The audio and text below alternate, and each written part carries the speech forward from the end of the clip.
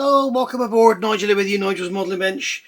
Another kit review for you today, and this is one I bought recently from Amazon. I saw it on Amazon. It was quite a reasonable price. It was about £30, and I saw this super decal sheet and acetate mud flaps. And I thought, I've got to find out what that's all about. Now, as most of you will know, I am not the biggest fan of Italeri, okay?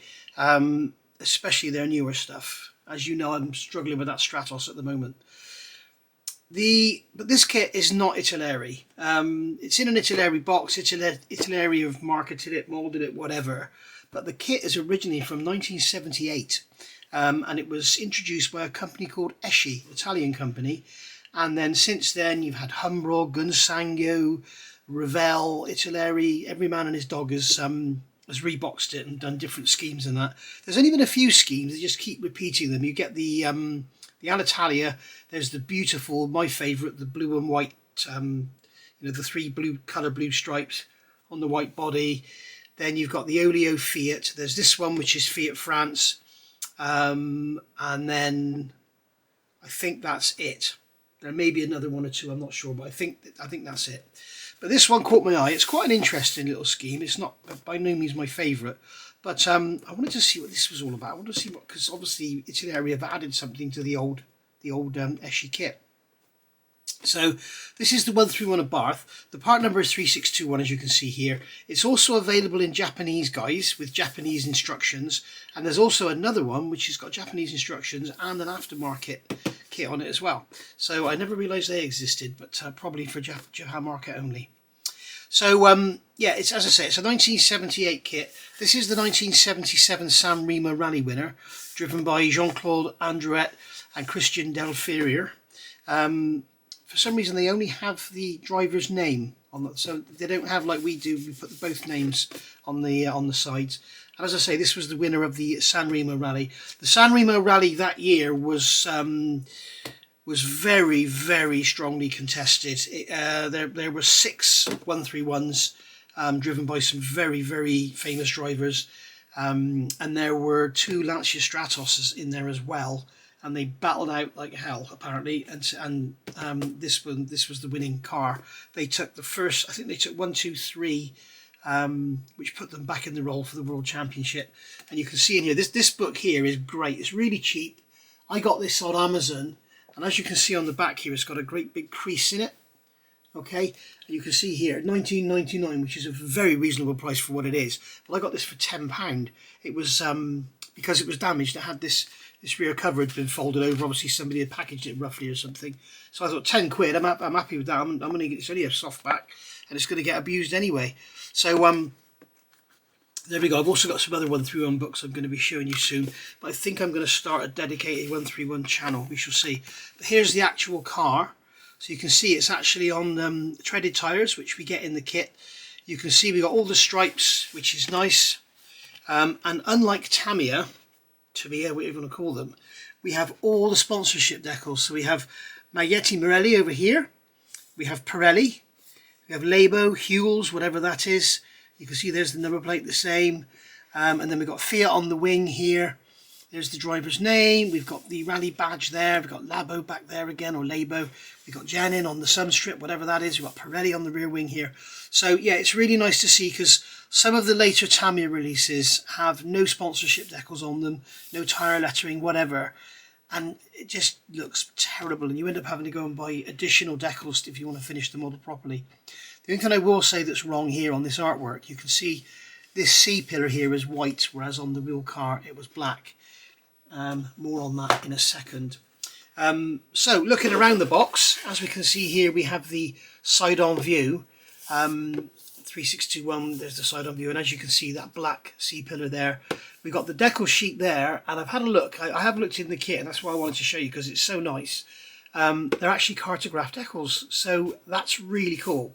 And they're not usually manufacturers, Airfix put a little cartograph badge. Tamiya will be like with cartograph decals or whatever. But no, nothing. So they've got the Fiat official licensed product there. We've got some history of the car there. Okay, in English and in Italian. So there you go, you can have a read of those should you want to. End of the box is showing you the length of the model. And then on this side here, we've got BMW M1, which was an absolutely gorgeous car. And then we've got this Mercedes 450 SLC, which is rather unusual as a rally car, but there we go. And then we've got some health and safety stuff here. And this is, I think this is Amazon sticker there. Not for children under 14 years old. So there we go. Fiat is trademark of and licensed by the FCA group of companies. Fiat Abarth 1977. So looking in the box, it is quite crammed. And what I really like, thank you Italeri, they've put the decals on the top. Okay, when I got this model it was sealed. So the decals are on the top. They cannot get damaged. They could have put them inside the instructions. That probably would have been better. But having them on the top, not in the bottom, facing up with all the parts gouging them. So yeah, and you can see that these decals are gorgeous. They'd probably be an absolute nightmare to put down because you can see this one here is like the whole length of the car. But they are very nice indeed. So we've got some spares here by the look of it. And then we've got the red and the blue there. You're obviously going to paint the body white. Okay, and there's your bit to go around the scoop on the front. Look, you know, you might choose to paint the red yourself or match it and just use those red stripes and paint the bonnet, paint the red part of the bonnet and paint the roof and the boot and everything. But up to you. And then here we got the Seatbelt decals for the seat belts. Yes, we've got harnesses on the decal sheet. So yeah, we've got all the Abarth gauges there as well, which are really nice. Can somebody who actually knows Italian or knows somebody who is Italian, can you tell me, is it Abarth or is it Abarth? Do the Italians say Abarth or do they say Abarth? Please let me know, because I've been told both. Here we've got the badges for the sides of the pillars. We've got some little French badges there and little tiny number 9s for the doors. So yeah, really complete decal sheet, which is nice to see for a change, having seen, you know, the Tamiya kits of late. So here we have our instructions. So we'll have a look at those first. So I'll put the box down over here. So have a look at these instructions, and they're absolutely massive. So I'm going to move the camera up a bit. There we go. So we can get it all in. Move that over there. That's part of the that's part of our World War I Wednesdays there, letting the gloss paint dry. So here we have the instructions. So on the front here we've got more about the car itself, and then we've got all the different languages down here. Health and safety, useful advice and everything. So yeah, as you know, study the instructions before you start. Use plastic cement only, and then, you know, basic instructions for newer modelers. So it's a fold out type of instruction thing. Looks like it's very fold out. It's going to be very wide. So looking on the first sheet here, we've got all our sprue call outs, and this is, I can see from this is the old Esci kit. And nothing wrong with that. It's really, really nice. Esci back in the day, they did some beautiful models. They did the Zack Speed Capri, the Zack Speed Escort, and they did a visible one as well, a rally version of it. They also did the Lancia Monte Carlo Group 5 in 24 scale, which no one else has kitted. I wish they would re-release that. I'd buy a load of them. And as you can see there, they did the BMW M1, the Mercedes 450. They did a lot of very interesting cars. I remember they did a little Renault 5 as well, with all the Gio. I can never say the name. It's the French cigarette company, Gilors, whatever you call them. But yeah, really, really nice. Really interesting subjects. So, opening up this massive instruction sheet, as you can see here, we're starting off by building the engine. We've got to cut some material off of there straight away. So there's obviously something wrong with the moulding or whatever. And then we're going to glue all that together. It's a wet sump engine by the look of it, so that's not right. Or maybe it's just a simplification of a dry sump. It's probably going to have a bash plate on it anyway. And they're telling you to clean up here. So obviously there's going to be flash and stuff. And then we're coming down here. We've got pedals, radiator, expansion tank. There's some reservoirs there for our brakes, should I say. And then it's concentrating in the centre here, guys. It's very difficult to get this on the bench. So here we've got the steering column, gear stick, fire extinguisher, handbrake and everything going in. And here you can see, to give more strength, cut decals with paper.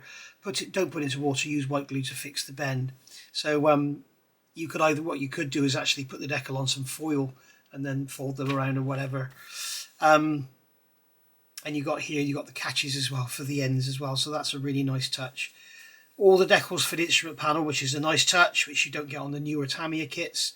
The older Tamiya kits, the 1/20th ones. The newer ones, I think they do come with the decals, or you can buy aftermarket ones anyway. And then here we've got the exhaust going in, prop shaft, rear diff. Remember the Abarth was independent rear suspension, the road cars were all live axle. And then you've got the prop shaft diff and everything going in, and that's all going to turn. So you've got the McPherson strut, rear end or vertical. It's not on the McPherson strut unless it's on the front, I believe. I know someone's going to correct me. And then here we got the trailing arms and everything for the rear suspension. Building up the wheels, building up the front McPherson struts, and then building up the. This is the other side. I thought it was the rear. We did the rears already. This is the other side. So lots of bits of painting and stuff to do there, making all that look pretty. And there's bags and bags of aftermarket if you want to get it for this. You can get 3D printed engines and wheels, and obviously you can buy harnesses and everything for it. So yeah, really nice. And then here we've got all the front suspension going in with the steering. It's going to have working steering. They're telling us here with a heated screwdriver to heat over the end. Roll cage going together. Very accurate looking roll cage by the look of it. And then we've got the front grille going on. That's the only thing that's wrong with this kit accuracy wise. You've got the typical Abarth headlights. So you've got the large inner and the smaller outer. As you can see, let me find a typical Abarth picture for you. There we go. You can see you have the large inner headlight and the smaller outer. It's the other way round from the Mirafiori Sport. Whereas on the actual car, they didn't have larger lights in the middle. All four lights were the same size. So there you go. So you could get yourself a corrected grille, no doubt. Or just make the hole smaller or something. I don't know. You could do anything with it you want, can't you? Spotlights going on there. I didn't notice, did the car have those spotlights on? I'll have to have another look at the reference pictures. Some had the 2 and then some had the 4. Some didn't have these rectangular side lights and indicators. They had a little round unit put on the corners there. So yeah, check your references if you're after accuracy. Rear lights going in here. This one did have the old-fashioned, the old Series 1 rear lights, which I've actually bought for mine. And then we've got the interior door cards. Yes, they had those. They had door cards on the actual rally cars. Unbelievable. And there's the antenna base for the roof, and you've got these very slim mirrors going on. And then we've got our mud flaps going on here, should you want to use them. 23C. Where's 23C? I think they may mean 32C. No, 23C. Is that the mirror? H. Yeah, that's the mirror. You've got to cut the pin off. Just glue them straight onto the clear, I guess. Rear lights, got some paint instructions here, paint them from the inside, and then back it up with silver. Fuel filler going in there. And then here we've got the colour call-outs and the decal layout for your model. So very, very nice. I'm surprised they don't give us the World Rally Championship. We'll go in 77, it wouldn't have had it, because they won it in 77, 78 and 80, didn't they? My Mirafiori's got it in the rear window. It's got World Champions, and I'm going to leave that there because I love it.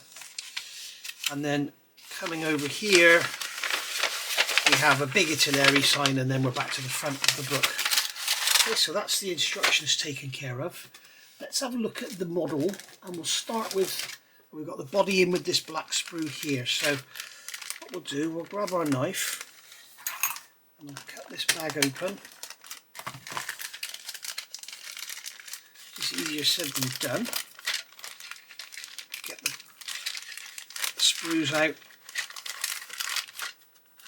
which is easier said than done.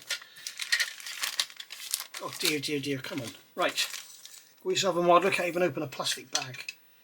So there we go. So the body is actually laid over the floor. Okay, so we have a lovely, lovely body, but as you can see, it's a very old tool. You can see, if you look at the panel line, let me get the turn this light off, it might be easier to see. You can see the panel lining around that door there. It's quite soft, that all needs rescribing. These indentations down the side here don't perfectly line up, and they look a little soft. Leave them as they are. That's how they are on the real thing. Got the lovely recesses in there, which is a Series 1 rear lights, Series 1 number plate lights. And then we've got the blanked off. I'm going to have to find that picture in that book again. Hang on a second. Yeah, so it does have the spotlights, and it also has the air intakes blocked off on the side, so they didn't need cooling for the rear brakes. Okay, so that's correct. On some versions you'll have to open those up if you want to make it more accurate. You've got the lovely square front end there, very, very nice indeed. You know, and bearing in mind it's a 24 scale 131 Abarth, there isn't another one out there. It's, you know, it's all we've got, and it's very, very nice. It's very well proportioned as well by the look of it. If anything, those rear arches look a little bit too long, but I don't know, maybe it'll look okay with the wheels on. But I know there's all sorts of issues with the Italeri Mark II Escort. Arches too big, wheels too small, something like that. And then here we've got the floor of the engine bay. Accurately shaped strut towers there. You've got the recesses in the floor. So that's quite nice. It's, you know, it's a basic model, and you have to remember its age, guys. So yeah, it is what it is, and it's what we've got. How did they get that body to sit on there? They must have gone like that, did they? Okay, and then here we've got sprue. This is sprue B. So this is our interior. So we've got map pockets and everything in here. You can see we've got some ejector pin marks to deal with. We've got some window winders, door handles and grab handles there. We've got parts of the roll cage. There's the main roll cage sides. We've got the steering column there, wiper blades, radiator, oil cooler, and then instrument panel. I've got one of these in full size. Heater down the bottom there. We've got pedals there. We've got the front grille. All looking very nice indeed. So that's all pretty cool. Yeah, for an old basic kit, really nice. And then here we've got the typical Esci silver sprue. And in here we've got 3 lots. We've got clear parts in a separate bag, luckily. And then we've got our bonnet. We've got the grills at the back there to allow hot air to escape. They're not open or anything. We've got the bonnet pins there at the back. We've got that great big air intake to feed the Kugelfischer fuel injection system, which I believe they had. Big old header tank there for the coolant. Some models had 2, some only had 1. And then we've got our reservoirs for our brake. Not sure if they stayed with the cable clutch or if they had hydraulic clutch on this. Probably hydraulic, like standard car's cable. But yeah, as I say, with that red, I would be tempted to match that colour on the decals perfectly and paint it, so that you could use the decal for the side, or you might be able to mask it, depending how good you are. Okay, so here we've got the silver sprue. So we've got our wheels, which are very, very chunky. But they look quite nice. They'll look great with some silver paint and a wash on them. Perhaps a little bit of dust and dirt. We've got the lovely Abarth 16 valve head there. You can always tell the Abarth 16 valve. The 8 valves just have the 2 studs holding the covers down. The 16 valves have the 10 bolts around the outside. So there we go. Sump here. I think they're trying to depict a dry sump. I'm not sure. Got brakes, main engine block and gearbox there. Very chunky engine. So we've got our front end here, rear end. Or is that? No, this is the front. That's the rear, isn't it? I think. Fire extinguisher, starter motor, coil, oil filter is that. We've got the fuel filler. There's our distributor. We've got the exhaust here. We've got the belts driving everything. It looks like they are depicting it as a dry sump. There's the dry sump pump. Got the intake trumpets there. There's our front spotlights, front anti-roll bar, and there's your rear suspension. This is all custom. And then there's the strut tower and the brace for the front end to strengthen the front end up. And there's also all sorts of bits and pieces welded into the front to strengthen it up, which you'll see on my channel if I do one. I think I will. And then we've got the clear parts here. I will open these to see what they're like. I wouldn't normally, but being such an old kit, we'll see what the windscreen's like. That's really, other than if I can catch it in the light, There's a little bit of a bit of waving in the mould there where the sprue gate is, and we do have a closing line here.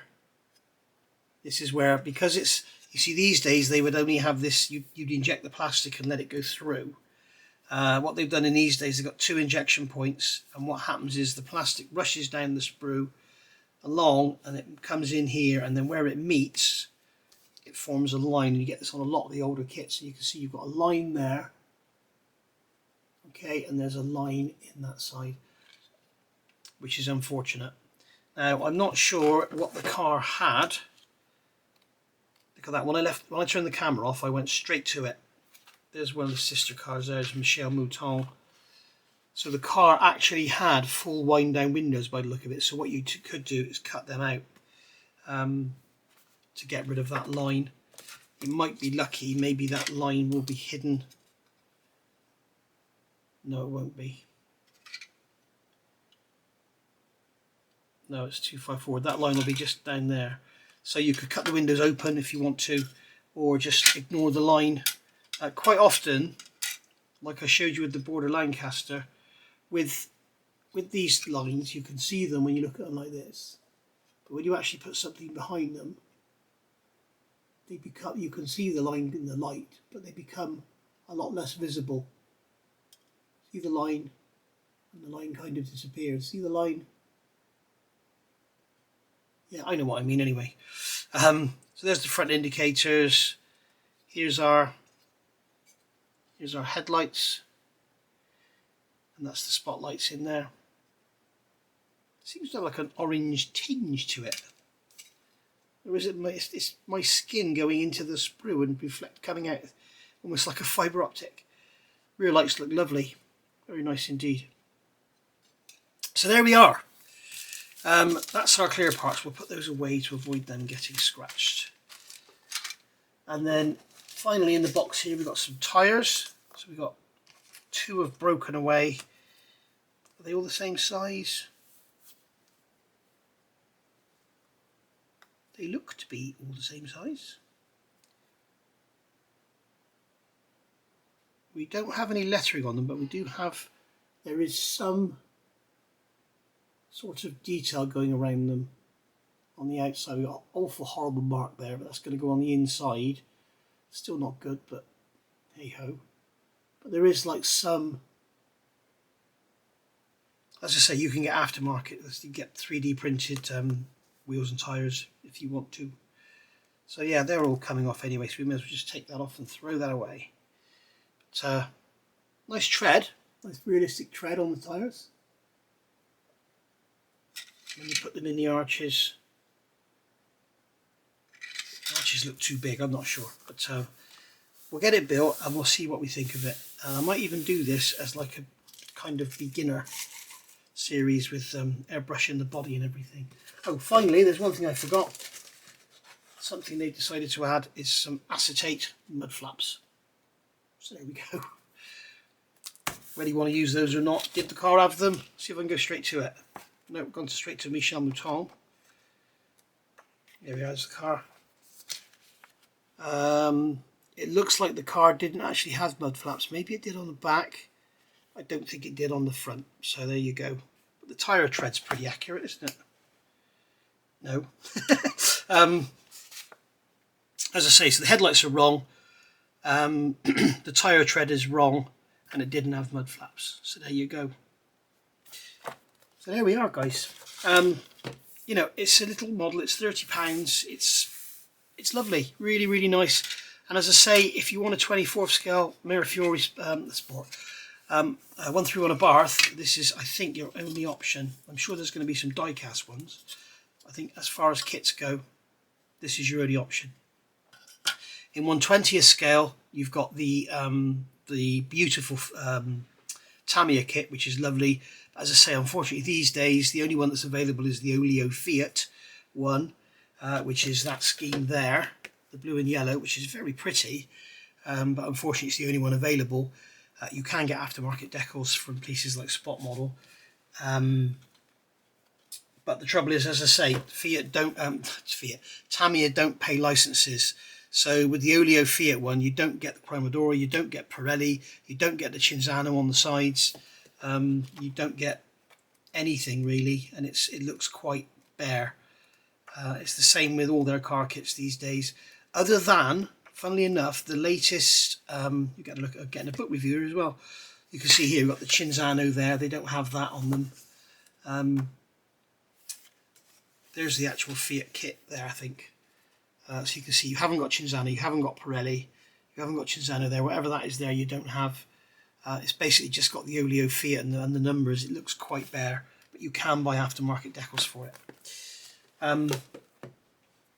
So that's in the 20th scale, but you could also get an old kit of the Alitalia, but the decals will be absolutely shot by now, and they also do the lovely, my favourite, the blue and white scheme, which I've got, but the decals in that are shot, and they're all the wrong colour anyway, they're too dark.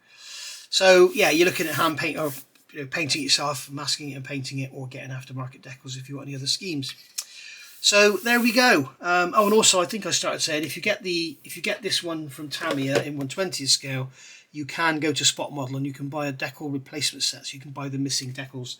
It's the same with the, if you remember I did a review of the Toyota Celica Group 5, and you can buy the aftermarket decals for that, so you can add the sponsorship decals to it and make it look more realistic. But that's what I was saying. Funnily enough, Tamiya have just released the Porsche 962 in Jägermeister colours, and it's got all the tyre decals and everything on it. So I don't know what's gone on there. Maybe there's a special one-off kit announcement or something. I don't understand why manufacturers, why Pirelli would want to charge Italeri or would want to charge Tamiya to put their name on a model car. I don't get it. I mean, why would you? You know, if it was a short-run production company that's going to make a substandard product that needs loads and loads of work, they might not want to associate their name with it, fine. But someone like Tamiya, probably the best kit manufacturer on the planet, but being caught up very quickly, you know they're going to make a good model. Why not let them have the license? You know, it just seems crazy. Anyway, so there we go. I've waffled enough. That's the kit. There it is. Fiat 131 Abarth. As I say, lots and lots of different guises available. Go and choose your favourite one. And I think what I might do, I may do this as a build for, like I did with the Eurofighter, a build for newer modelers who just want to go that step further. And I'll do airbrushing with a cheap airbrush and everything. Okay, thank you for watching. See you soon. Bye for now.